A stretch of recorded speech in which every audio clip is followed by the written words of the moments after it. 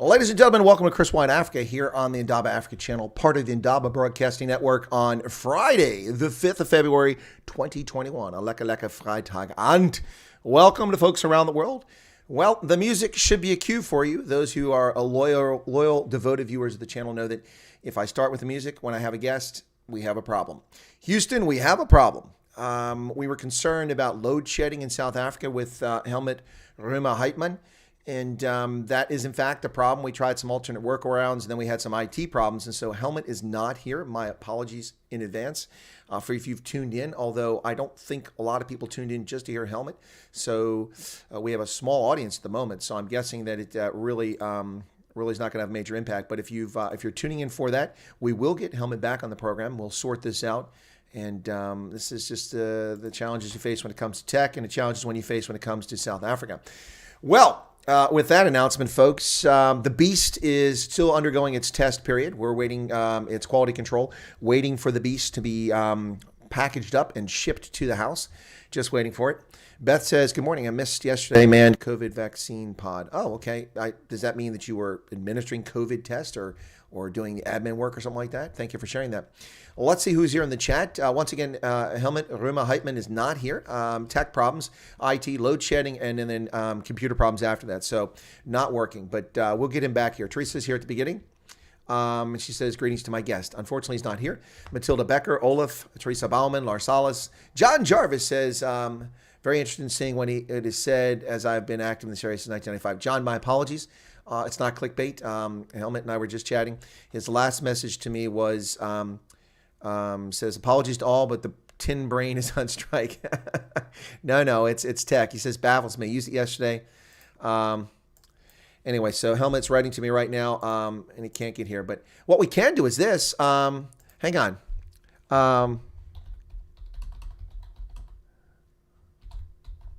Hang on a second. Let me try this. Let me try that. Maybe I can get him. We'll do it over WhatsApp. A quick call. Here you go. Okay. Let me try that real quick. Let me see if that'll work, folks. Let me see if I can call Helmoed real quick. Just give me a second here. Just why not?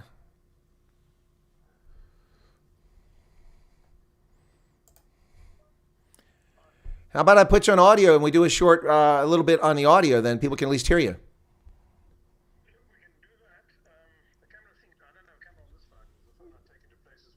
No, you don't. You don't need the camera at all. So let's see. What I'll do is I've got you on.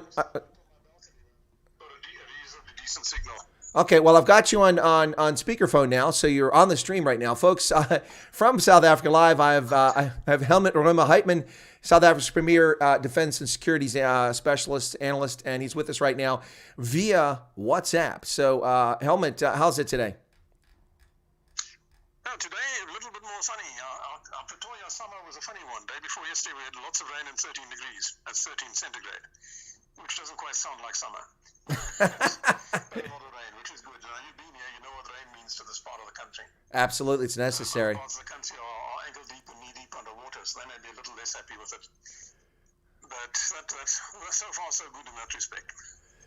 Somebody's telling me I can add television on my WhatsApp and bring it in here. I don't know how to do that, and it doesn't do the camera. So we're not going to sort that out right now. So we'll just keep going with audio. Listen, you and I have known each other for a number of years. I first became acquainted with you because of your writings. You've done a lot of writings on the South African defense industry and about security in Africa. And you have quite a, I'd say, storied history, not to boost your ego there, but you have quite a storied history and you're quite well known. And all the time that you've been involved in defense and security in South Africa, since I've got you on the phone and not on the screen, I just want to ask you, is there anything that jumps out to you, any specific memories or any project you ever worked on that was especially interesting that people might find compelling to hear about? Well, one fun bit was in the days of the embargoes, I was a sort of liaison guy. I could visit other armed forces that we couldn't visit legally. I went in as a civilian and met some interesting people and managed to go on field training exercises with several different armies. That was interesting. And then from 91 onwards, what was interesting there, 91 I got a phone call from Defense Intelligence saying I must meet with a thing called the Military Research Group, MRG. And I said, who are they? And they said, it's a front organization of MK, the armed wing of the ANC. And I said, well, why must I speak to them? I said, oh, it's very simple. You've heard the president's announcement, which was unbanning the ANC, everything else the previous year. MK is going to become part of the defense force. They don't know much about conventional or regular defense forces. Somebody's got to brief them. But they're still killing people, so we're not allowed to brief them. But you are deniable, so you go away and speak to them. Which I did. And met the late Joe Modisi, who later became Minister of Defense. Ronnie Kaz was his deputy. Tandi Modisi is now Speaker in House of Provinces. And a whole bunch of other people, General Nyanda and so forth. And from 91 through to 94, into 95, well, to 94, I worked a bit with them. In 95, 96, I got involved with all of the political parties preparing a defense white paper as an outside advisor. And then 97, 98, and now more recently, 11, 13, I was involved in the Defense Review Committee, which was last time just as an outsider as it were. This time, last 11, 13, I was actually part of the committee. So those are the things maybe that stand out a bit. And I mean, like any military career, lots of laughs and some sort of really weird moments that only happen in a military career, not anywhere else. I'll give you an example. Standing outside in Constancia, at Constancia Eitzer restaurant, sipping a glass of white wine with the Deputy Commander, U.S. Marine Forces Europe, watching cricket, which was sort of unexpected. And he was an African-American. And when I was told a Marine two-star, I expected, 8 foot tall, 5 foot with shoulder blades, instead of which he looked, walked, dressed, and sounded just like Sammy Davis Jr. So you had him and the German-born South African Army intelligence officer sipping white wine, watching cricket. It was a tad unusual. Yeah, that's a bit odd. That's that one will definitely strike people and get their attention. But so we were going to talk today about South Africa's defense industry, Helmoed. So if we can, let's. I would describe it from abroad in the following terms, and just generally speaking, for the audience does know around the world, and you sort out the bits that make sense and set me straight. South Africa's defense industry is in deep trouble. It's in the kimchi. It's got lots of problems between state-owned parastatals like Denel and also private companies like Aerosud and Paramount. South Africa's defense industry is in real serious jeopardy of perhaps going under. Is that wildly inaccurate? Look, no, that's about right. Denel is certainly on the skids unless somebody does something fairly fast. And it's not a lost cause. If government was to just get out of the way, Denel could do a lot better. It does at this stage, for the first time in its life, for second time now, it would need a bailout because it's been run into the ground by the state capture crowd. A lot of the other companies are still exporting, but they sometimes overlook the fact that some of their suppliers depend mainly on Denel as a buyer, as a client. And if Denel goes down, some of the key subcomponent suppliers will also go down. That'll affect other companies. And of course, if the government is not seen as taking its defense industry seriously, why would anybody buy equipment from any South African defense company? So the whole industry is at risk, Denel in particular. No, I think it's a fair point. I think one of the arguments that worked against, for instance, the Rooivalk acquisitions abroad was that the South African National Defense Force wasn't buying more of the helicopter, even though it was an awesome platform. And so I think that's one thing that kind of worked against it when they were trying to sell it abroad. Look, in fact, two things there. Initially there were two primary possibilities. One was Australia, and the Australians bluntly didn't think an ANC government was going to keep the defence industry alive. So while all their project officers preferred the Rooivalk over the Tiger and the Apache, they were overruled. They bought the Tiger, which they've regretted ever since. I see that they've now gone for the Apache, which makes more sense for them anyway. The other one was Malaysia. Malaysia said, well, we'll buy it as soon as you have it in full service. But at that point, the Air Force here, facing a budget crunch, was trying to kill it. Because, in peacetime, the Air Force wants fast jets, not fling wings. And it was army funding that kept it alive until General Gaggiano became chief of the Air Force, and he then sort of resuscitated it from their end. But by then it was too late. Then came another possibility in Turkey, but there were some problems with the French supplying a gearbox. And then, in fact, the then Denel CEO, in his inimitable wisdom, decided to put on a rather massive surcharge to try and recover the development cost, which was silly, and then priced it out of that one. There is now talk of a Mark II, which is fairly easy to do, which is really swapping out electronics and the main site. There's been some foreign interest in it, but again, that'll only happen if the South African Air Force actually gets some funding to do it. No, it's a good point. But let me ask you this question. One of my takes on this was that it seemed to me that Turkey was, my indications from following that proposed acquisition of the Rooivalk, this is about 16 years ago, something like that now. It seemed to me that Turkey was using the Rooivalk for a better deal from Augusta, that they really wanted the Augusta, and that they thought they could play off the Italians by threatening to buy the Rooivalk. Does that seem accurate, or is that off the mark? I don't think so. I think the Rooivalk was actually the preference, because it's got the high altitude performance, the hot and high performance, which the Mangusta simply doesn't have. And it's got the range, payload range combination, which again the Mangusta doesn't have. The Mangusta is a great little helicopter, but not if you have to travel long distances or operate hot and high. Yeah. In fact, after they started operating it, they came to Denel and said, could Denel please help them to make this thing more capable hot and high? So that was a funny little sidelight. Yeah, that is a funny little sidelight. That is funny. Hey, listen, one of my viewers, Javier Ru, says that Google says that Helmoed Heitman is 121 years old. Wow, did you know that? Yeah, not quite that old. And seeing as I'm single now, they better change that. In fact, I remember I haven't seen I haven't seen that on Google, but they did once. I did once look myself up, and they said I have the triple M and the JCD, and I have neither of those. I'm afraid I didn't make enough friends, or I made too many enemies.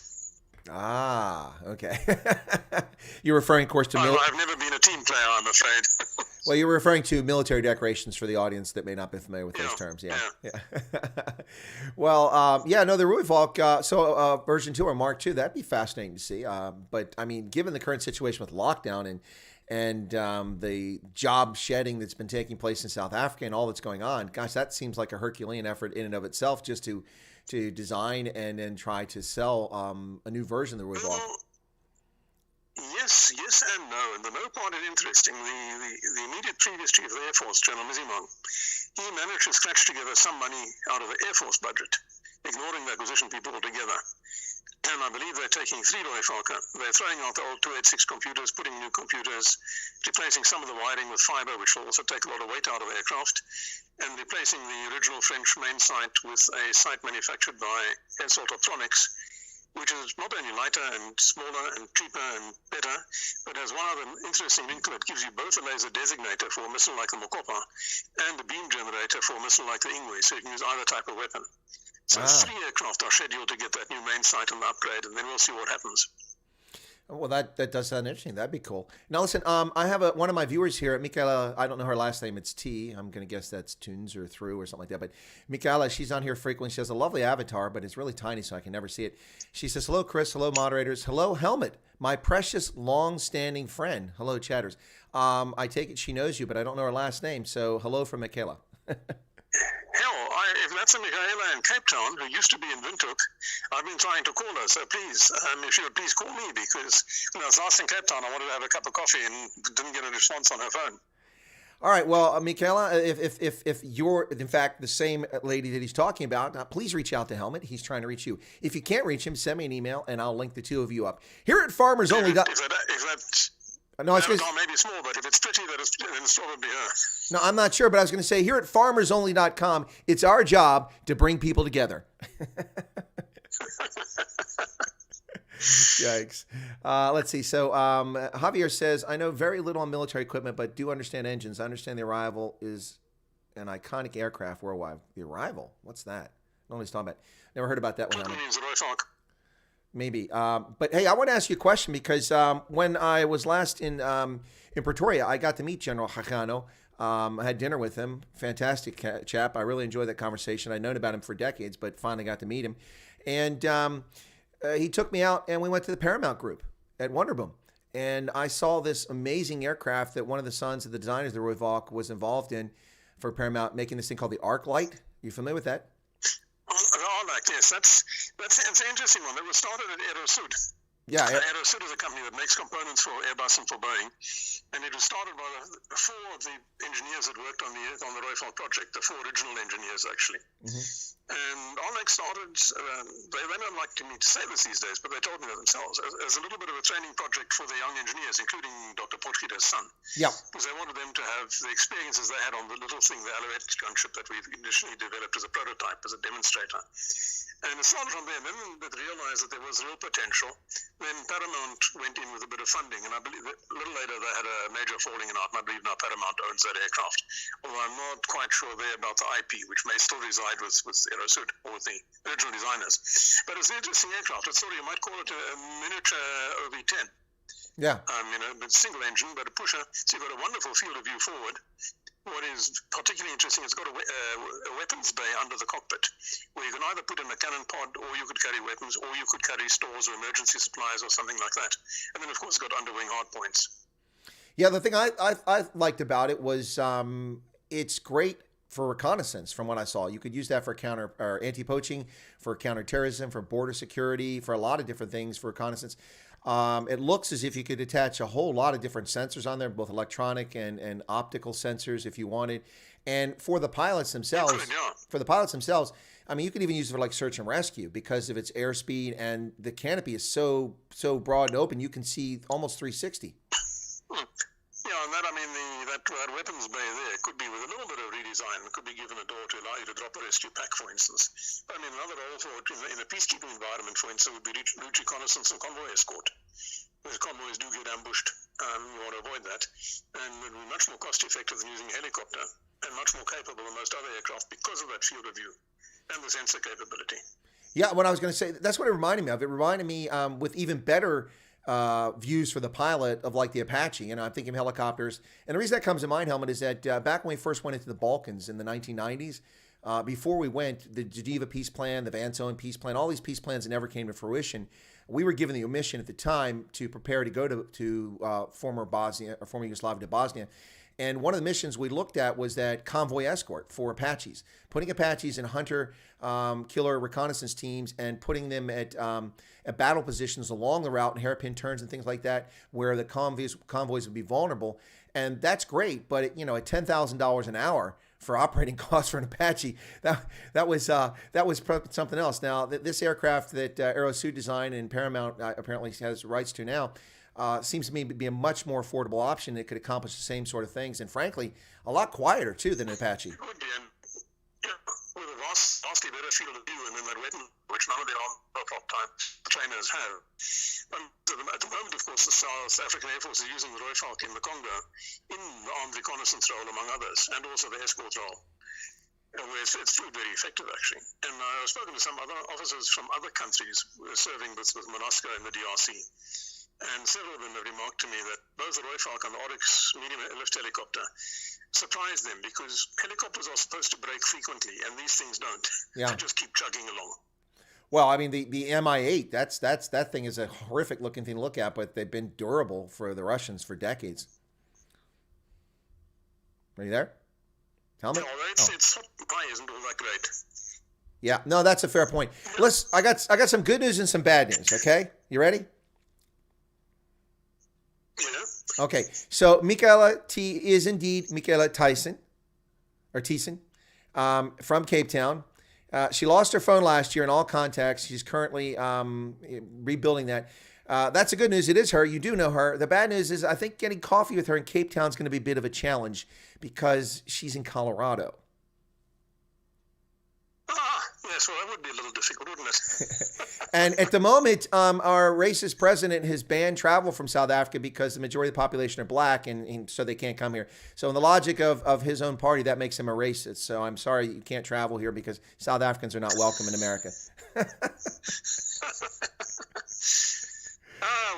that's it would be a bit far to go either way to have a cup of coffee. Now, Makopa asks a question. He says, what's Helmut's predictions for the application of artificial intelligence in warfare? Well, that's a good question. You ready to field that one? Oh, that tends to be a little bit of beyond my range of skills. Okay. But I think it's coming. I think the key issue is that a lot of people are upset that it's going to, have these robots run wild and kill people before fun and so on, and they hope to stop it for that reason. And the reality is it's not going to be stopped any more than nuclear weapons were stopped. And it's not going to be banned any more successfully, and here I'm going out on the limb, than anti-personnel mines have been. Lots of countries have banned anti-personnel mines, but come a war, they're going to use them because they work. Yeah. Gas warfare was successfully banned because the reality doesn't work too well. I think artificial intelligence is with us. It's going to be a very useful planning aid, command aid. With care, it can be used very, very well in intelligence environments, tactical and higher levels. Whether it's going to what extent it's going to be used at the combat level in terms of autonomous systems, I'm not so sure, but I suspect we will see them. It's just a question of time. I mean, it's a step up from bombs like, in fact, the South African H-2, which could be switched to autonomous mode and would fly itself to its target once it was locked on, as do other weapons today. So that's the first step, and it will go beyond that. So we'll see more and more of that, initially in the support roles and later in the combat roles. Well, it's interesting because you make a point that most people miss, especially the do-gooders and the peaceniks. And I'm not trying to disparage people who don't want warfare. I don't want warfare. I'm a soldier. I've been there. It's not pleasant. But the point I'm making is that people who don't rationally think through or analytically think through the reality of things, you make 2 points that I think are key that are very important for people to understand. Number one, people didn't get rid of use of chemical weapons because they thought it was horrific or because they didn't like it or they were opposed to it. The reason they were able to ban it is, as you said, it's highly ineffective. It does, and it also it's a dual-edged sword. It can come back against you. So it's not a particularly effective thing. Landmines, things are fine now, so we can ban them. But as soon as things get ugly, guess what? They come back. I think those are 2 really good points you made. Yep.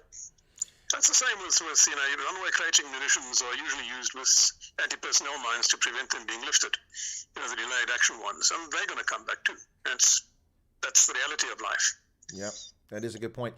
So one of my viewers, MF, says that my sister's daughter and her husband did the avionics on the Ruivok. Okay, look at that. Wow, we've got an interesting audience here. Yeah, that I didn't know. I knew there was a couple that did the avionics, or part of the avionics, the Navitac system for the Hawk. I wonder if it's the same people. Might well be. Could be. Listen, South Africa is a small town country. That's once you know somebody, you know everybody, it seems. So the Brew asked a question. The Brew is in KZN. He said that, and we'll forgive him for that. It's not his fault. He can't live in the high belt. It's people live all around. So, but the Brew says, what's my guess view on drones and the operational challenges behind it? That's a good question.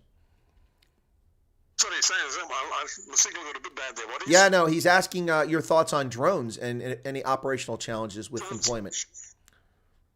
Oh, hell, look, I think the biggest challenge with drones, with UAVs, is going to be when people realize that you can jam the command signal, not without too much difficulty, and then it flies around aimlessly, and with a bit of luck for the operator, it may fly home, or otherwise it'll just fly and crash.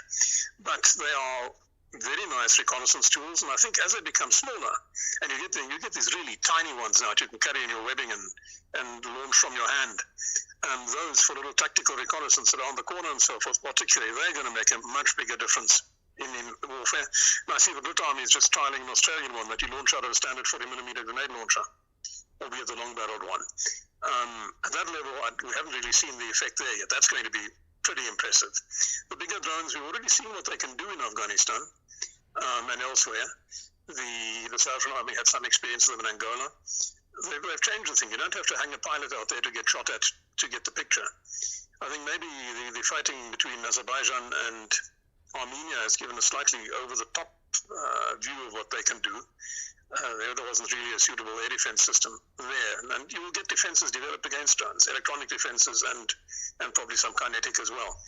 But they certainly, and particularly at the tactical level, I think they're going to change a lot of things. You get these robots, these little spherical things that you can toss into a room and they can move around inside the room on little tracks and send your picture out back outside if you're doing house clearing, for instance. I mean, you're a soldier. You don't want to do house clearing if you can avoid it. No. Then you get these tiny little rotary wing ones that you can launch and they give you 20 minutes flying time and color video. And now you've got this 40mm grenade launcher option. And they're also ones that can be launched from artillery rounds and artillery rounds and the like. So that's where I see even more use than anywhere else. Armed UAVs, yes, but I think we'll find that defenses against them will get developed fairly quickly now after Armenia and Azerbaijan. So they will probably not make quite the impact that we think they can. But reconnaissance and other things like communications relay.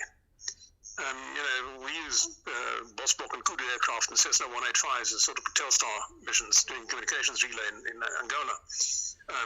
The US forces have got this Bacon aircraft. But I think why use a manned aircraft when you could put up a suitably sized UAV, which has got much more time on station, can carry all the stuff, and if you lose it, you don't lose somebody with it. No, absolutely. We've have systems in development that can stay aloft for months at a time.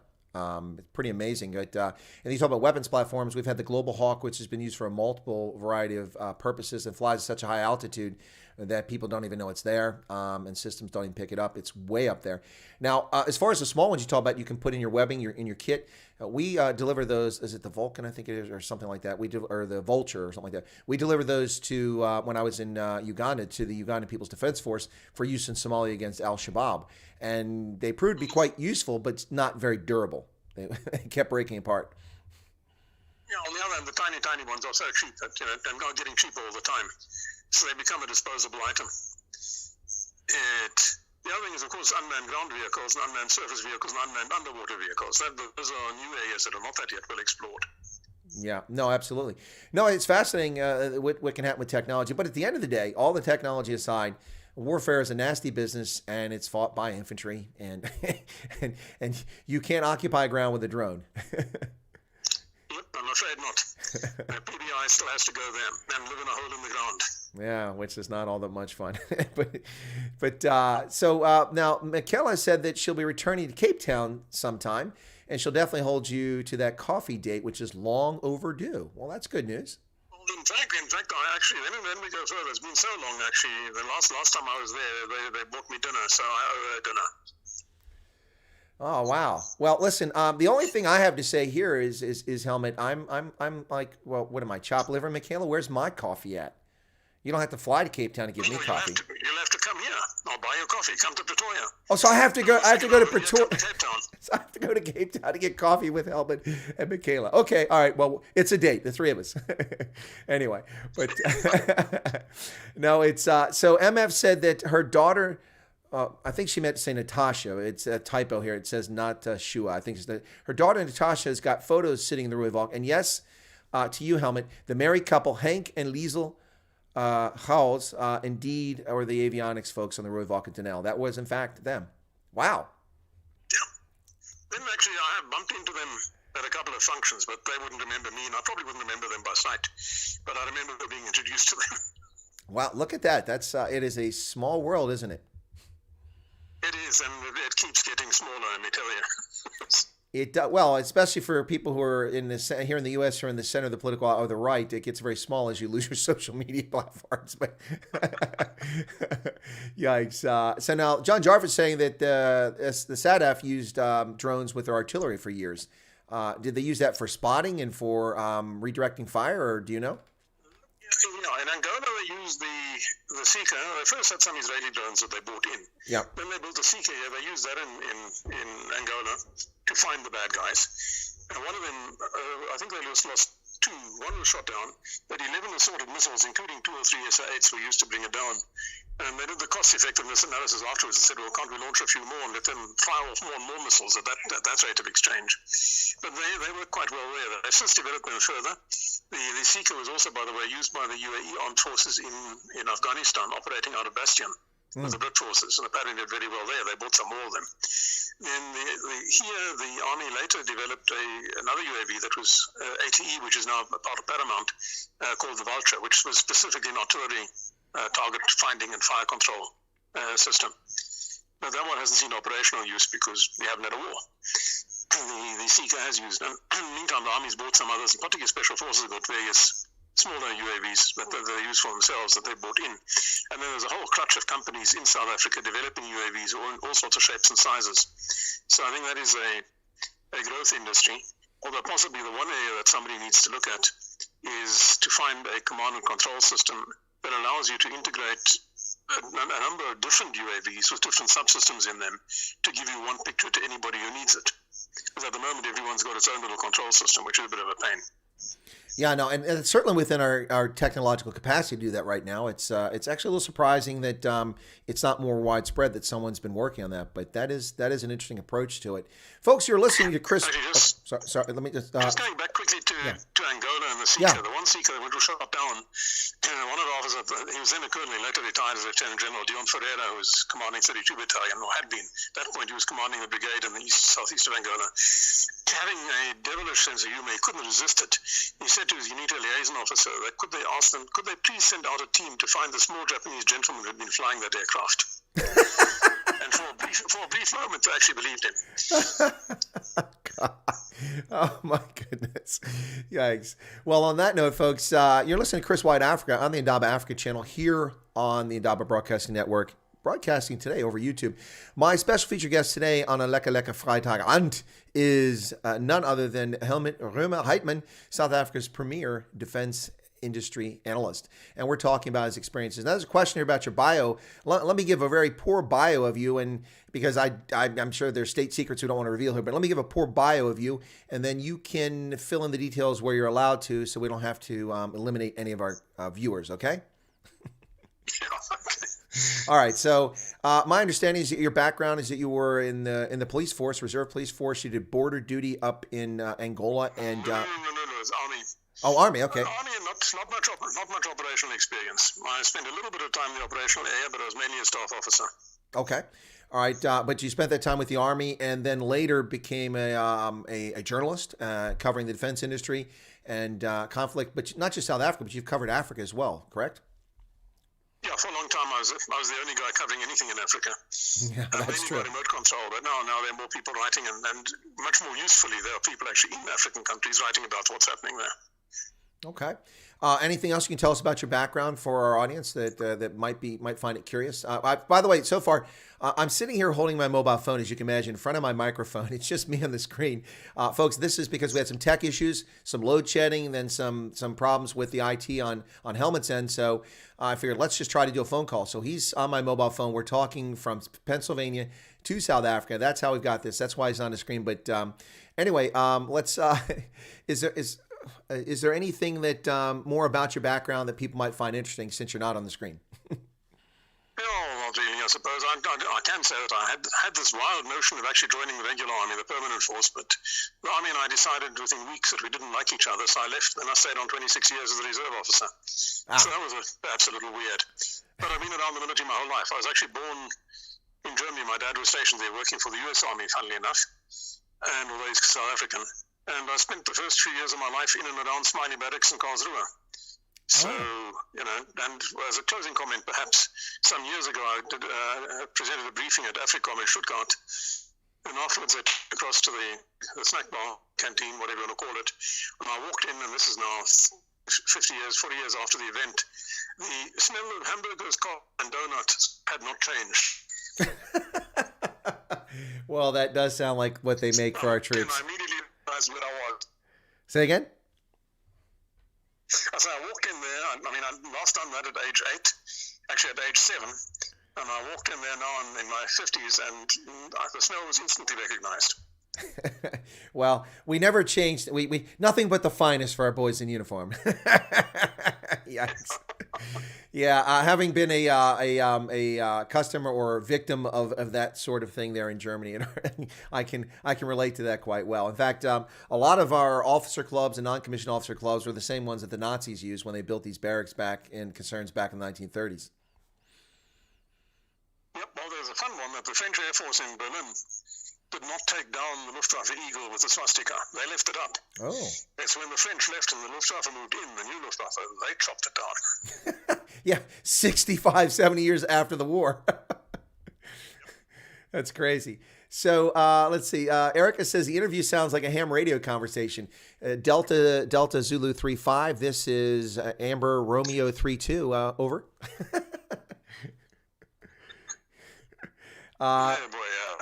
Paulie says, brilliant guest. Pity the tech has let us down. He's certainly a wealth of knowledge. Well, Paulie, relax. Helmoed is so overwhelmed with everything going on now that his time is so precious that I'll never get him back on the channel. No, just kidding. He's kicking back a little bit, and so he's going to be a guest back on the channel. We're going to talk about the Cabo Delgado province at a future date. Was hoping for next week, but if we can't fix the IT problem on his side, we may have to postpone that. But he'll come back on. We'll talk about these topics again, and we're also going to talk about that.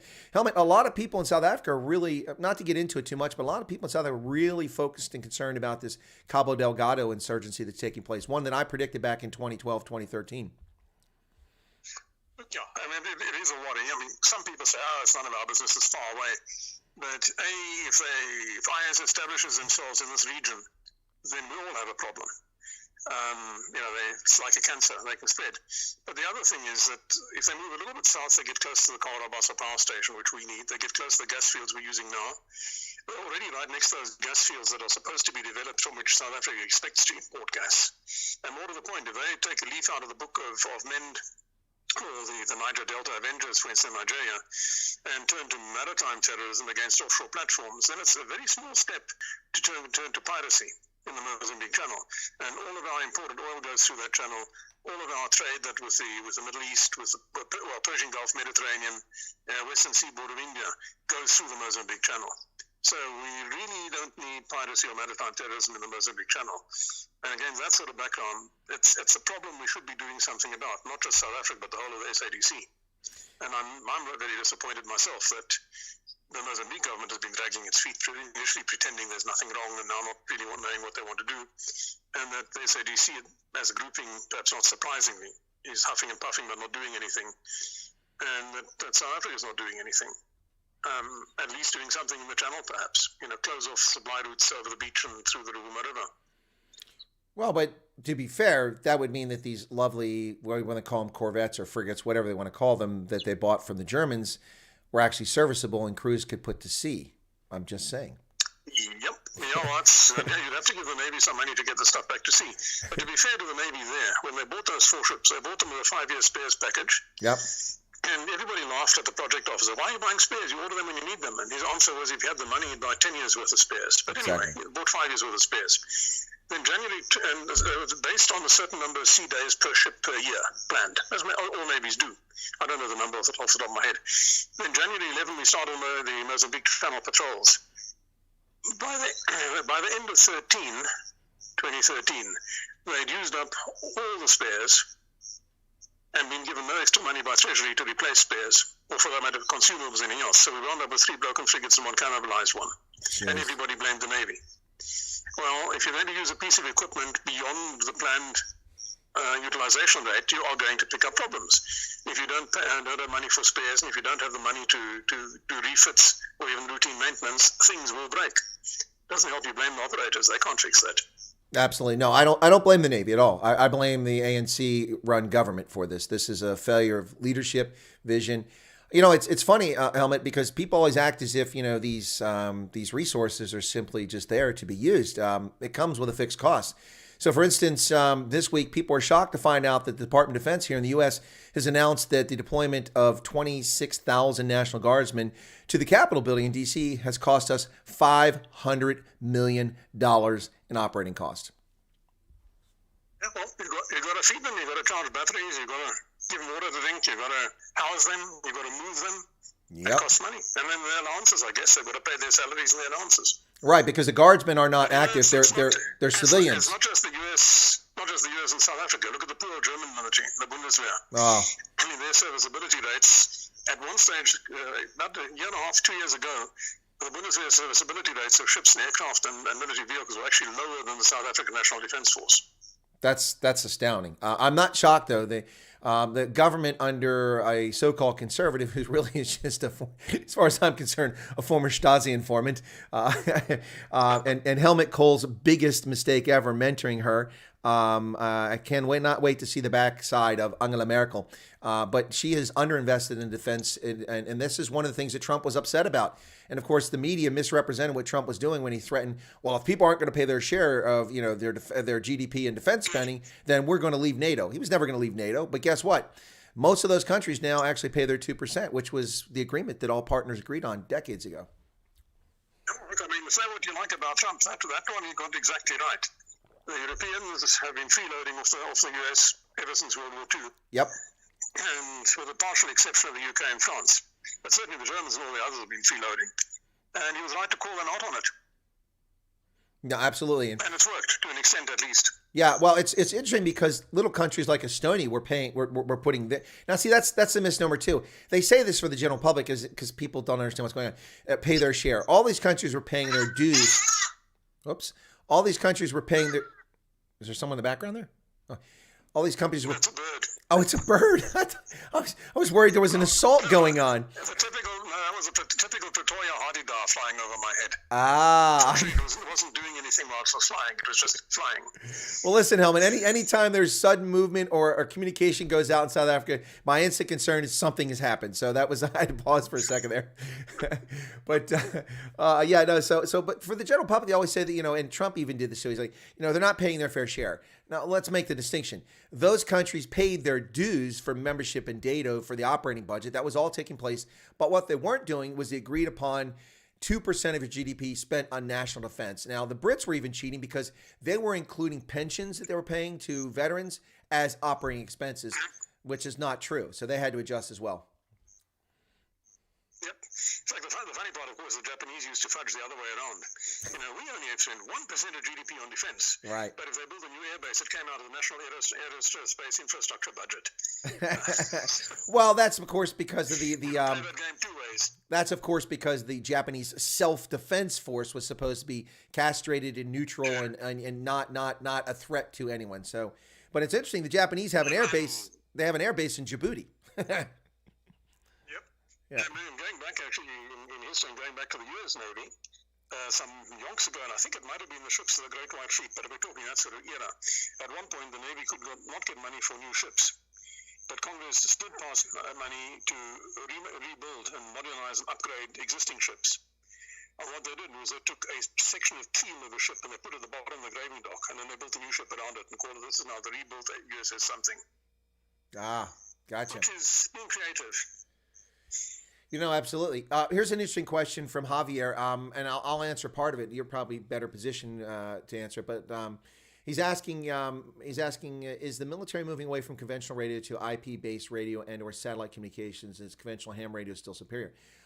We long ago moved to satellite communications in the U.S. military, and IP-based voice over internet protocol communications have been the norm for 15 years or more in the military, and increasingly so. But speaking, say, from the SANDF perspective or general military, say, in Africa, around the world, what's your take on that, Helmoed? We're using SATCOM now, but of course we don't have our own satellites, so there's always a bit of a security issue. But I do remember, and I don't know how far the project went, when we first started working with frequency agile radios, which we called hoppers. And I speak under correction, but I think the South Africans were the first to have them in service. The same man who developed them then started developing a meteor scatter and then frequency agile meteor scatter, which was like SATCOMs without the satellite, and then worked quite well. Don't know how far they took that one, but I mean for routine stuff they do use satellite communications. Otherwise they use HF, and we also use satellite telephone with a crypto unit on it. Mm-hmm. Yeah, no, it's interesting. When I worked talking about satellite telephones, when we had the little incident in Bangui. The man running the Special Forces group up there, who was a remarkably self-effacing Special Forces operator, was debriefing the colonel in the ops room here. And the colonel told me that suddenly there was a thud, and he could still hear the shooting and the shouting in the background, but the briefing was gone, the man was gone. And a moment later he was back on and said, sorry colonel, I was shot, and dropped the telephone and went on with his briefing. He'd been shot in the thigh. He just went on with the briefing while a medic was dealing with it. So, quite a character. Well, it reminds me of Monty Python. It's just a flesh wound. What are you talking about? You haven't got any arms or legs. It's just a flesh wound. Yikes. So I can't compete with this. Michaela has said that would love to have dinner with you, Angel, and give you big hugs. Your support and love brought me much strength during very trying times. We'll let you know when I'm back in Cape Town. Well, I concede, Helmoed. Have a good dinner with Michaela. I can't compete with that. Well, there we go. I look forward to it. But you must please make contact. Yes. So we've got comms again. Yeah, Michaela, reach out to me and I'll... You've got my cell phone number. Maybe you can just forward it to her. I will. That's what I'm saying. Michaela, reach out to me. Send me an email, and then I'll share it since he gave me permission, okay? Well, I mean, hell, this goes back... Gee, goes back to the 80s. Well, don't be saying that. It's a lady. You're going to give away ages there, Helmoed. So, John... For all you know, she might have been a little toddler then, and I gave her an ice cream or something. Well, there you go. I had not considered that. But John Jarvis says the Navy does have a maintenance budget and just signed an additional 3-year contract. Well, that's true, John, but then why did they turn one of those ships into a cannibalization target? That's unfortunate they did that. Well, they did get triggered some more money recently, but not nearly enough. Yeah. One frigate is undergone a refit. Ship systems only, not combat systems. The other three haven't even had a ship systems refit. They've done maintenance as and when they can, but little stuff, not big stuff. The little submarines, one has done a complete refit, the other two haven't. It's a problem. The support ship also needs a refit. Now, here's a good question, Helmoed. And in interest of full disclosure, you were part of this, so we'll see what the response is. But Sapper asked the question, obviously somebody with engineering background, combat engineers. But Sapper says, does Helmoed think that the defense review is too pie in the sky? It seems unworkable budget-wise. What say you, Helmoed? Look, it is definitely unworkable now. When we started the defense review, we said, listen, what are they? I mean, I was just an A member, I wasn't the chair. What are the guidelines here? What is it you want the defense force to be able to do? And unfortunately, we couldn't really get a straight answer out of cabinet. Basically, we were told to make assumptions. And the assumption underlying the defense review was that South Africa would continue doing what it had done in the 2000s. Now, in the 2000s, we had the Mozambique Channel Patrol with a patrol aircraft and a frigate stationed up, operating out of Pemba in Mozambique, and occasionally a second ship. And we had 3 battalions, actually 1 combat group and 2 battalions outside the country simultaneously on peacekeeping work in Burundi, in the Congo, and in Darfur. And on top of that, in 2006, we briefly had another battalion in the Comores, and then we had a bunch of smaller operations and missions, including rescue missions and flood rescue and stuff like that. So the assumption was that this is what government wanted to continue to do. So the defense review started from that baseline and said, okay, if you want to do that sort of thing, this is the sort of set of defense capabilities you're going to need. And the sad part is, if we'd actually run with it, my colleagues took it to over 20 years to arrive at that capability, properly, sustainable capability. And there we for a couple of years, would have gone over 2% of GDP to about 2.4. A more realistic period, I thought, was 30 years, because you need to grow senior officers for an expanded force, and you don't want to bring all the equipment into service at the same time, and it all becomes obsolete at the same time. If we did it over 30 years, we would never have quite touched 2% of GDP. So it's actually, that defense force is affordable for South Africa. I mean, not in the whole end just at the moment this year, but in general principles, the defense force that was sort of spelled out in broad terms by the defense review, and I was involved in the force design that was not published that went with it, is affordable on a little bit under 2% a year of GDP, which is not too much, particularly then consider that the money, people forget this, the money you spend on defense, a lot goes on salaries. Those people spend the money in the country. They buy things, they buy food, they buy TV sets, they put gas in their car, they buy a new car, etc. Also, the bigger defense will buy more stuff from the South African defense industry, which would be employing more people who pay taxes and buy things, and which would also generate more export revenue. I mean, the return on investment from defense exports has been startling. I can't give you the figures, but that would embarrass the manufacturers, but it has truly been startling. I mean, one product I can think of, the export return was about just over 10 times what it cost to develop the product. Wow, that's crazy. Wow. Huh. That's like those things. So, that's what people forget. Money spent on defense is all just poured down the drain. And, people today, for instance, say we need to cut the personnel strength for defense. Well, yeah, we do sound too many. We have too many that look like me, getting fat and flat-footed, slope-shouldered. We also have too many generals. Yes, this is true. But cutting numbers, we don't actually have enough in the army, for instance. We don't have enough soldiers through the border and possible peacekeeping work and possible crisis response. But the other thing is, sure, let's lay them off. Then they say 10,000 people. Then those 10,000 people join the unemployed pool. Where does that get us? Yeah, good points. That's what people don't always think through. No, absolutely. It's often lost. It's like any industry. There is a wider economic ecosphere or biosphere than people realize. They don't think about that. It's much larger than that. For instance, what's that? It goes further. People, particularly opposition parties, keep saying our public service is much too large. The reality is our public service isn't large enough. We do not have enough soldiers, policemen, nurses, primary school teachers, general practitioner type doctors, etc., etc., etc. What we do have is too many government departments. So we have too many ministers, deputy ministers, directors general, deputy directors general, chief directors, etc. Exactly. The public service isn't too large. It's just too top heavy. Well, I would agree with that. Absolutely. No, the SAPS is, to me, SAPS ought to be over 300,000 officers. So you have at least as many as 100,000 police on a beat, on patrol at a given time. You got to have a force that size. 170, 180,000, 192, whatever it currently is ridiculous. When you take out all the supervisors and all of the maintenance personnel, the administrative people, the number of police officers you have at a given moment on the streets of South Africa patrolling can't be more than 35 or 40,000 at max. Yeah, well, you're never going to have more than about 1 in 4 actually physically doing anything. And another problem with the police, of course, their rank inflation has been so stupendous it makes the rank inflation in the defense force look downright pedestrian. Yeah. I mean, a provincial commissioner used to be a brigadier, now it's with a couple of colonels on his staff. Now it's a lieutenant general with a couple of lieutenant generals and several major generals on his staff. District commissioners used to be lieutenant colonels. They're now major generals with brigadiers on their staff. And we even have a couple of brigadier generals as station commanders. I mean, it's silly. Too many chiefs. Absolutely top heavy. Well, but also, honestly, to be fair, I think that one of the major requirements to become a flag officer in South African military these days is you have to be morbidly obese or you can't become a flag officer. To be honest, that used to be a problem in the old days too. The old SADF was also quite large. Yeah. Well, John Jarvis is just... Senior officers were quite large. Yeah, that's, to be fair, that's true. But John Jarvis is to point out that 80% of budget spent on wages. John, that's true. Back in early 2000s, when I worked the mid part of the aught decade, worked at the Defense Intelligence Agency, I was pointing out to people that the South African Army is in desperate straits because 82% of its operating budget pays for salaries. Why? Because you have a force full of, at that time, 38 and 43-year-old privates because the 7 forces were merged and there was no up or out policy, and so you got people hanging around. And remember, those expensive privates and lance corporals are not just by themselves. They have wives and kiddies. Yep.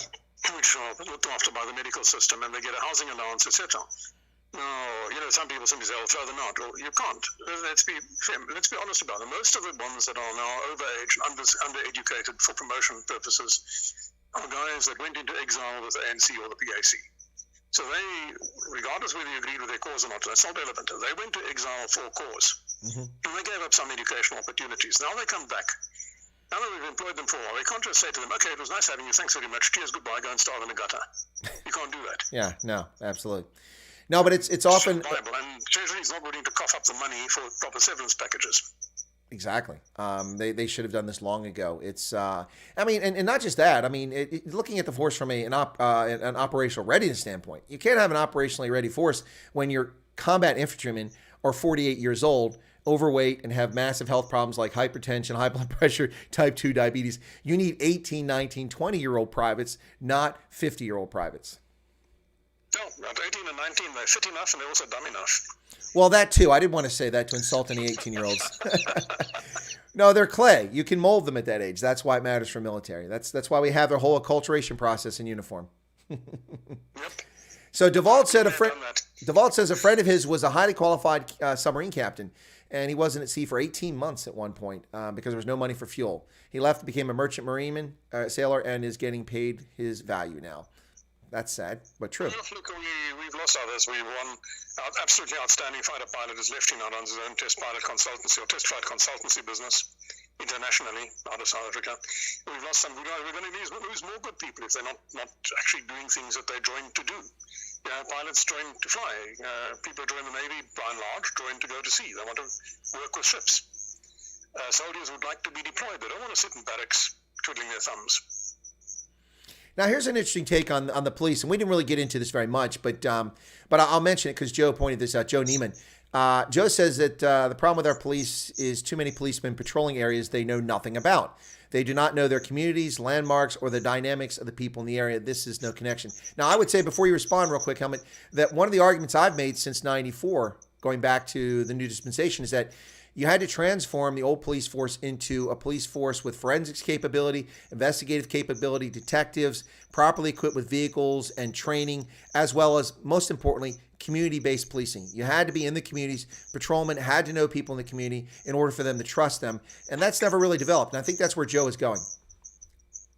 Look, he's perfectly right. I mean, I grew up in Camps Bay in Cape Town. Mm-hmm. And over a period of about 20 years, we only had 2 station commanders for a police station. And they knew everybody, and they lived in the suburb. There was a little house next to the station where the station commander lived with his family. His kids went to school with the kids of the suburb, and he knew everybody. And a lot of the people in the station, they stayed there for a long time. The only downside of in those days with the police, if you went from the non-commissioned ranks to commissioned rank, they automatically transferred you. which I thought was a bit stupid. Yeah. But now we do it even more. Now there's no little rhyme or reason to a lot of it. But you're perfectly correct. I think one reason they don't like it is the policeman who stays in one place too long, they're afraid is going to be too easily corrupted. But there are ways of checking that if you can get halfway clever about it. The reality, though, is the policeman who stays in a suburb for much of his career, or at least in a given city for much of his career, is going to become increasingly effective because he knows all the bad guys and he knows all the good guys and he knows all sorts of other people. And he knows the byways and the little alleys and you name it, he knows it. That's how good cop works. I had the pleasure of working with some at one stage in my career. We knew the city backwards. Yep. There was one guy named Windhoek, Alan Collins, who was in the police from acting blank file to colonel in every branch except the security branch. And he wandered around Windhoek in 1980 armed with a pipe and a tobacco pouch. He didn't carry a pistol. And the general view among them, and I was a newspaper editor at the time, so insight into both sides of the fence here. The general view among the criminal element in Windhoek was that if Alan Collins was on your case, you had a choice. You could either emigrate or surrender because he was going to get you. Because he knew everybody and he knew who did what. That's an interesting story. Folks, you're listening to Chris White Africa on the Indaba Africa channel here on the Indaba Broadcasting Network off of the YouTube platform on the 5th of February, 2021 on a Lekker Lekker Freitag. And my special feature guest today has been, and maybe for a few more minutes we'll see, has been so far Helmoed Römer Heitman, South Africa's premier defense and security analyst, who has a great, vast knowledge, store knowledge of wealth of information dating back a long period of time. And we're just talking about the defense industry in South Africa. We've kind of branched off from that a little bit. And no, he's not on the camera. Your vision is not failing you. In fact, we've had some technological problems. So he is talking to me via WhatsApp. I'm here in Pennsylvania. He is in South Africa. So with that, Helmoed, can you stay a couple more minutes or we should wrap it up here? Yeah, no, I've got a couple of minutes. The battery will die just now, but the dogs have been fed and the cats have been fed, so I'm not about to get nibbled at or anything, so I've got a bit of time.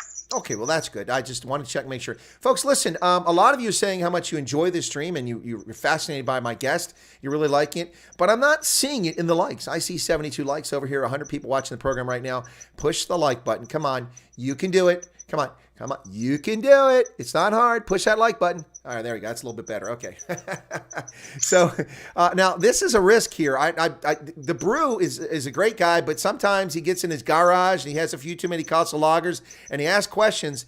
And I don't know what this is. So I'm going to ask the question. I hope it's not a joke or it's something bad because I'm taking it as a genuine question.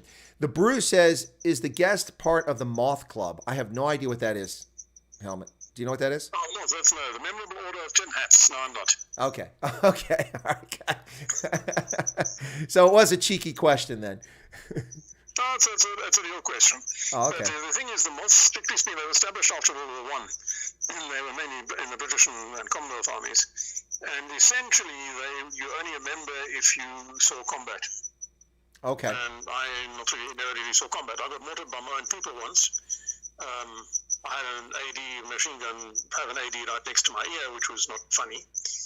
And I stepped on something and said snap, but it didn't go bang. So no, I didn't see combat and I'm not a member. Now, here's a really interesting question. It comes from Peter Crutchley, who's a South African expat who lives in New Zealand. So he has to suffer through all those Kiwis. No, I'm just kidding. New Zealand's a lovely place, as long as you don't watch the All Blacks. But he says that, now this is something I raised before when I talk about plasmode farm murders and rural insecurity, which is really what I talk about, rural insecurity and the threat to people living in rural areas of South Africa. But his question is, and I've talked about this before, the utility of this. How effective or practical are drones in preventing farm attacks or for follow-up operations? So I think let me modify the question. What about the use of drones for rural security in South Africa? Do you think that's a useful purpose for them?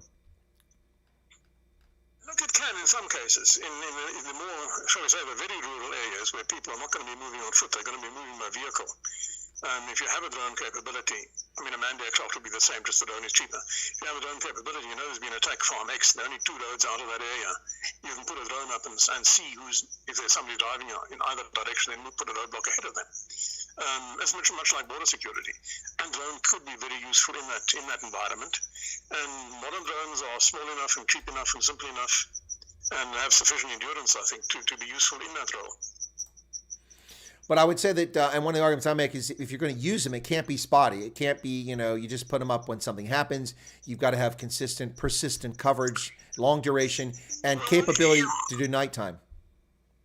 The problem there would then become cost, because I mean, it's a large country and farming areas are large. But I think, yes, you have a point. You would have to initially do a pattern of life establishment analysis. So you'd initially do lots of flying hours with your drones to get your pattern of life, so that when something happens, you then know what to look for. It's something different. Yeah. Now, why is somebody driving on that road where normally nobody drives that time of day? And there's been an attack not far away, so maybe that's the car we need to look at. It's like border control, it's like counterinsurgency. You do your pattern of life, it's like ordinary policing. You do your pattern of life analysis, and then you go and you look at things that stand out. Something's wrong. Yeah. It's actually basic policing and basic intelligence. Absolutely. Well, that's the bottom line. And that's my argument as a former intelligence analyst. To me, it's just another resource. It's not the primary resource. I would use existing data to look at patterns of attacks, who's behind them, those we've actually captured, if they're just localized attacks or if they're part of a syndicate. All of that plays a role in your analysis, and then you can target your resources in the right place at the right time and get the best results. Well, I mean, I have seen footage taken from security cameras on a farm, in a couple of cases, of attackers carrying cell phone jammers. Yeah, same here. A man-packed cell phone jammer. Now, this is not something you pick up in your local supermarket. It's not. So clearly there's a major syndicate involved. Yep. It hasn't, I think, been properly investigated and followed up. Well, I would agree, and that's one of the reasons why it's one of the topics I spend time talking about. Although, to be honest, since before Christmas, really haven't spent much time talking about this issue, but I will be picking it up again here in the near future. Let's see. So John Jarvis says, what's Helmut's opinion on the new automated mortar and rocket system recently delivered to the SANDF? I didn't know they got a new system. Are you familiar with that? I haven't got a new one, really. We've got, relatively new, the long-range 60mm mortar is new. But I mean, the rocket system, the Bartoleur, was introduced in the 90s. That's been around for quite a while. And the rest of the mortars, 81s and 120s, are the same, except they've got new bombs for them, better long-range bombs. The long-range 60mm mortar that came in after the Bush War, that's quite interesting, because it gives you a slightly better range, in fact, than an 81. And the bomb, which was rather sneakily designed by Rheinmetall and Helmoed gives you better fragmentation and much more to the point. And this is something you, as having been, I guess, an infanteer, would appreciate not being around anymore. Your normal mortar bomb has a pretty dispersion mainly upwards, sort of a cone-shaped upward dispersion. Yeah. Whereas the RDM mortar bombs actually pretty much do lawn mowing. They have a fairly close to horizontal dispersion of fragments. So they're vastly more effective, both in the range and the actual effect of the bomb on the ground. The rockets are pretty much, I don't think much has changed there. The same old pre-flagged rockets we used in the past. Absolutely. Now Joe Neiman. On the other hand, okay, finish. I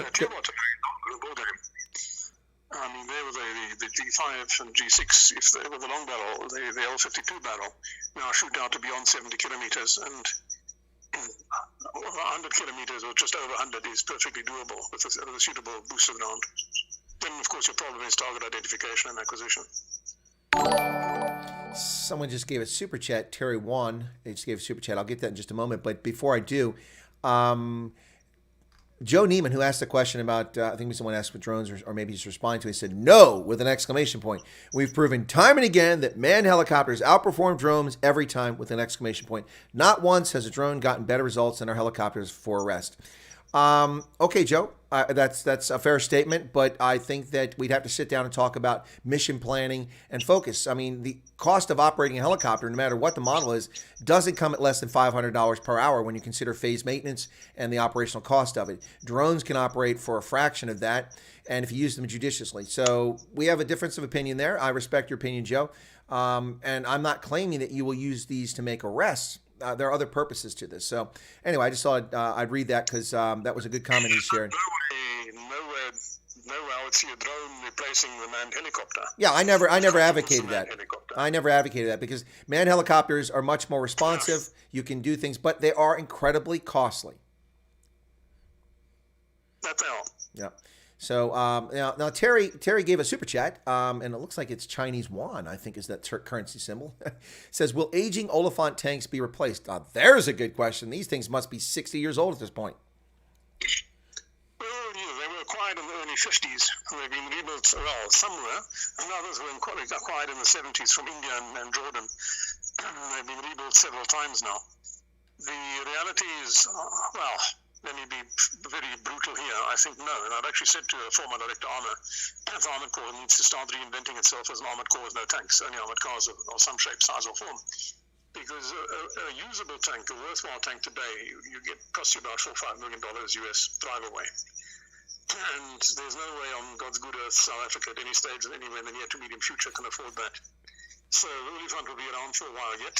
I think it requires a rethink. What do they want to do with the tank force? If you think about it, a lot of people claim, you can't use tanks in urban warfare. Whereas, in fact, every city battle has depended heavily on tanks. There's anything that's thick-skinned enough to operate in the city environment. So I think if we keep a small number of Olifant 2s, for instance, alive and continue upgrading them, and they've got a good electronic system and good optics, they can remain useful tools should we become involved in a city fight at some point, in a peace enforcement scenario, for instance. These are pretty thick-skinned, so you don't have to be too itchy on the trigger finger. But in terms of a tank force as an armored brigade or something, I think no, that's history. It's not going to be affordable anytime soon. The Army needs to think hard about upgunning some of the Rooikat armored cars that it still has, and what it's going to do about the Rooikat replacement one day. No, I think that's a good approach. The Rooikat is definitely something that needs to be retooled, and maybe a new version or a new replacement for it definitely needs to be planned for now. They definitely starting to show their age too, but it's been a highly reliable platform. Joe Neiman came back, Helmet, and said, not once seen a drone put handcuffs on a suspect yet. Just saying. Well, I agree, Joe. Neither have I, and I'm not. If you're just being cheeky, that's fine. But if you're inferring that either of us are implying that helicopters need to be replaced and that drones can do what humans can do, nope. If you were listening early in the stream, you'll remember I said to Helmet, I said, all these little fancy toys are one thing, but the character of war doesn't change. The character in nature, it is infantry on the ground, occupying ground. In the same case, the police. You have to have police officers to round up people who cause the chaos. So anyway, but thanks for that, Joe. I suppose if your law allowed it, you could have a sort of kamikaze drone, What's that? Well, a sort of suicide drone. Right, there's the bad guy. Let's zap him. Oh, well, they fly the drone right through him. Well, that's an approach. I don't think the law would allow that. Yeah, that is an approach, but I don't think we're going to advocate for that. Moderate said, please ask Kelman about the Denel NTW-20, a multi-caliber anti-material rifle where they exported to Eastern Europe. I'm not familiar with that. No, they've exported. I don't know where all they've exported. They've exported that one extremely widely in two different 20mm calibers and also 14.5 and 12.7. It's a very natty weapon, and it was one of those that scored a kill over 2,000 meters or something in the Congo with one of the special forces types. Wow. But it's got, as I say, these different calibers for different jobs, depending what you want to do. And it's been a pretty successful weapon. And in fact, of course, there's also a company, Truvelo, who also make anti-material rifles in various calibers, including the new 20x42, where PMP divisions developed an assault rifle in 20x42. And also a fully automatic air weapon, also 2042, which is basically the same shell as the 20mm MG151, range and velocity, but a very interesting little weapon. Good point. Neil Jeffrey says Rooikat needs a bigger gun for starters, 105, for instance. I think it's a fair argument, but you may have to look at the chassis and see what it can carry. I don't know if it's capable of carrying something that large.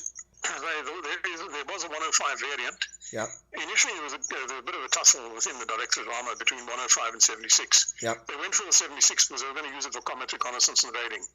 And the 76 more with the FS round, and particularly with the special FS round, let's not say more about that, was able to take on any tanks that were in Angola at that point.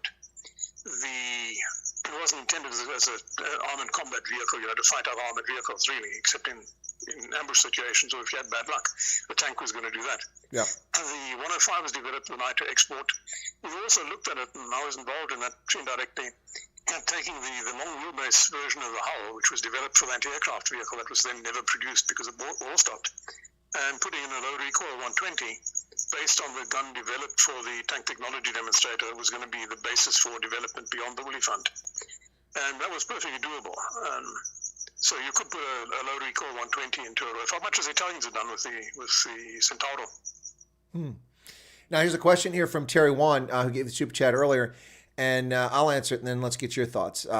Says, does the South African Air Force need more fighter jets other than the current Gripen? My answer would be that the Gripen serves all the multi-purpose function roles for the most part that the South African Air Force could ever need in that theater. That's the first thing. Second thing is that they need to do away with their programs that discriminate against some people in the force from becoming pilots.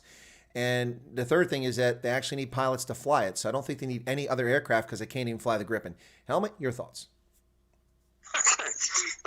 Starting from them first, look, they do need more money. The pilots need to fly more. There's not nearly enough money for the pilots to fly enough to become really proficient. I've met some of the 2 squadron pilots. There's some really, really impressive young people there. But they don't have the money to, they know the aircraft well, but to really become proficient with it, to become part of it, know all the systems and all the weapons you can use from it, they need more hours, and for that they need more money. And the same applies across the Air Force. In terms of preventing anybody from flying, I'm not aware of anybody not being able to get in if they have the basic competence to do so. In fact, one of my disagreements, we spent 100 million rand, 110 million rand, requalifying the ejection seats in the Gripens, the Hawks, for lady pilots who were too small and too light for the existing ejection seat, which would have killed them if they had to eject. Wow.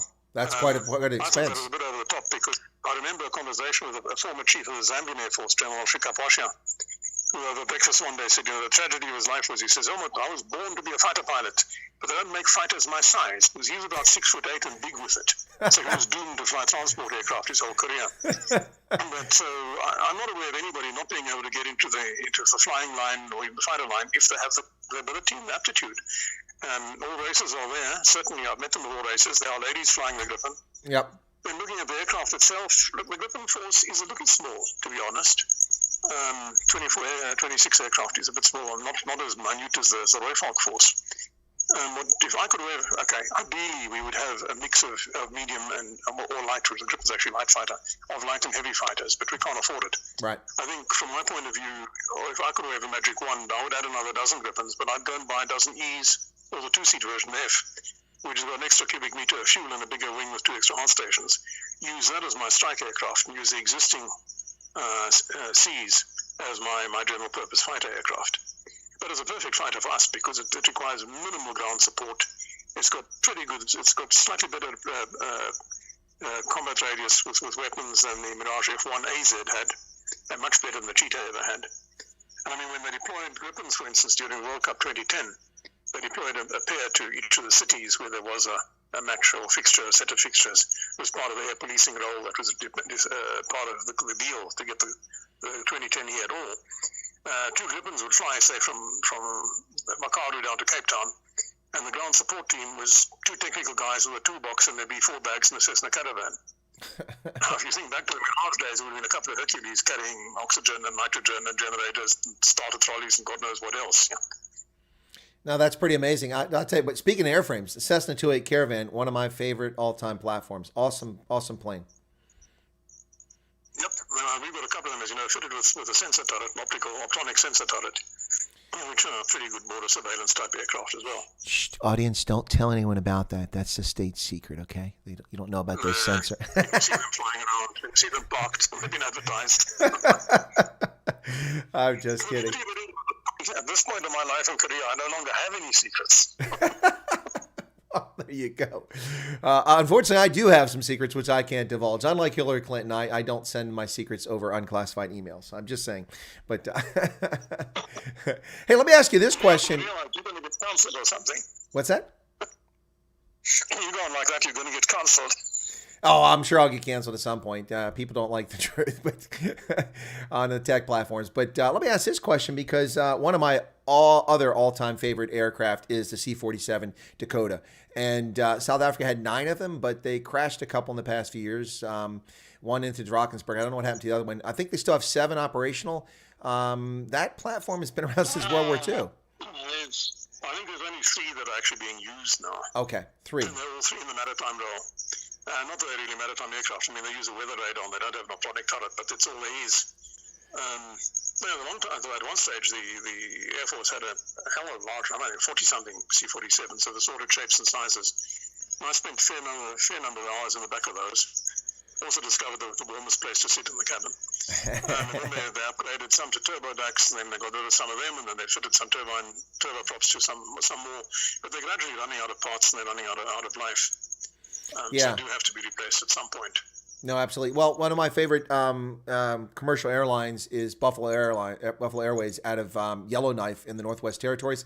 They fly C-47, well, the D3, DC-3, which is the C-47, the commercial version. They fly those still, and they had Second World War airframes, still flying those things. They also fly, they have one Electra up there. Mikey McBride, who's the son of the famed Canadian aviator Buffalo Joe McBride, he's the operations manager for there. He's agreed to come on my channel. We were supposed to have him this week, but hopefully next week. And we're going to talk about restoring aircraft, because he has this site called Plane Savers, and they find the rusting hulks of these Second World War vintage aircraft, and they restore them, and it's pretty amazing stuff. But it is quite an experience. I flew on a Ford from the 1930s here a couple years ago, traveling air show. Guys keep these things up, and what an experience flying in that aircraft compared to flying in the modern world. Yeah. Well, something's interesting, because a couple of pilots tell me that you can do things with a C-47 because it's got a tricycle undercarriage, a tail dragger. Well, sorry, but a tail dragger, not a trike. But you cannot do even with something like a modern C-27 in, for instance, very, very short runways. I've seen them a couple of times do some very strange things on short runways with C-47s that you would not want to do with any other aircraft. No, absolutely. So Helmoed, I'm sorry. If you saw the video, you'd see this now, because I'm having a hard time holding back a laugh. It has nothing to do with you or me or this interview. But Joe Neiman, who's been talking about helicopters with the police force, says DC-3, wings are for ferries. In fact, they are, Joe. Ferries do have wings. But they tend to flutter them a little bit like rotors. Exactly. But I'm getting the distinct impression that Joe is a helicopter pilot in the SAPs. I'm just saying. It does sound a bit like it. But Yeah, I must say one thing there. My experience of not the police air wing, I never really worked with them, but with the Army, or the Air Force rather, the helicopter pilots were all probably certifiably insane. But even more insane were the light aircraft people, the spotter pilots. Oh, yeah. They were absolutely unquestionably crazy. Yeah, we lost one of those in the border war, didn't we? One of those was shot down, those spotter planes. Yeah, one was shot down. Yeah. I mean, one other during Operation Protea, the one got so bored with Mirage's missing the anti-aircraft gun that he kept marking with smoke rockets, that he got really low in a dive and put 2 smoke rockets into the gun pit, which solved the problem. The artillery officer sitting behind him, I think, had a multiple heart attack and a stroke and a few other things. He was probably saying, "Thank God for neutral-colored underpants." Colored underpants. I take it he shat himself. Anyway. Oh my goodness. Sorry. I'm laughing a bit here. But anyway, gosh. Listen, Helmoed, this has been a fascinating conversation here. Do you think you can go for about 8 or 9 more minutes and we wrap up, or are we here? I think I do need to wrap up now. Okay. Well, let's do that then. I think I need to go out, otherwise I'll have puddles and piles in the house. Yeah, well, I don't think that your pets wear colored underwear, so that's going to be a problem. So, but listen. And the one is a 46-kilogram pit bull cross, and she tends to leave rather large piles. Oh, well, we don't need that. So, listen, I want to thank you immensely. This has been an unusual call, but one that's proved to be quite popular with the audience. So, thanks a lot, folks. Thank you so much, Helmoed. Let's get your IT sorted out, and we'll get you back on. You and I, we talked about discussing the Cabo Delgado. We'll talk about that on the stream coming up, and maybe we can talk a little bit more about this. So, thanks a lot. Anything left to say to the audience before you head out? No, not really, except, say to Michaela, I look forward to that dinner. Yeah, that's awesome. She's still here. She said she skydived out of Dakotas a few times during her wild days when she was young and fearless. Yeah, Michaela, we were all young and stupid at one point. What's that? Yeah. I've done strange things. I've driven my own car in a half-ton Land Rover on an unswept road in the operational area. But sorry, jumping out of an aircraft that is perfectly intact, no. My wakelet's on the ground, there's a set of steps or an airway or something like that, and a pretty stewardess to say goodbye to me. Then I'll get out. All right, cool beans. Actually, oh no, sorry. Yeah, okay. Well, thanks a lot. I'm gonna wrap up here. I'm gonna hang up the call. That's Helmoed Römer Heitman. Thank you so much for joining us today. It's been a distinct pleasure. We'll get you on soon again. Okay. Yeah, anytime. All right, there he goes. Take care. Bye bye. All right, folks. Wow, that was something else. I hope you enjoyed that. What I'd like to do here is, Lars Salas, you and I need to have a Zoom conference. All these suggestions you keep offering, we're going to need to do that. Send me an email so I can send you a link, and we'll set one up. I will be doing a Night Owls stream later on today, and some pretty horrific stuff happened here in Pennsylvania on the 1st of February. If you're not aware of it, double homicide. Unbelievable double homicide and then suicide after the fact. I've done a little research on that and found out what's happening. It's quite disturbing. And it's also quite disturbing what people are saying on social media about it. If you're not aware of it, there was a dispute on the 1st of February here in Luzerne County, which is Scranton, Wilkes-Barre, it's Wilkes-Barre, up in that area in northeastern Pennsylvania after a massive snowstorm. And a guy across the street was having an argument with two of his neighbors who were shoveling snow. And the argument escalated. The comments were abusive on both sides. The gentleman came running out of his house with a handgun, and rather than back away or run away or something like that, the gentleman challenged him and said, "Come on," like basically bring it on. And then he shot 6 times at close range, apparently missing. He finally struck the guy with a round, and the guy ran away. And then the wife was standing there, and he shot her as she fell to the ground, unloaded a couple rounds into her torso. She survived that. She's laying on the ground and screaming, and he went over and followed the husband, emptied his magazine between the two of them, and then ran back in his house. One would think that, maybe he had had a rational moment, realized what a lunatic he'd been. But no, he went inside to get a high-powered rifle to come out and execute these people. Very disturbing situation. We'll talk about that on the Night Owl stream tonight. I have the video. I am not comfortable showing the video. It's very disturbing. What I may do is make sure it's in the Telegram group if you want to see it, but I don't want to turn people off. It's a very disturbing video about what happens when people don't have any common sense and take things too far.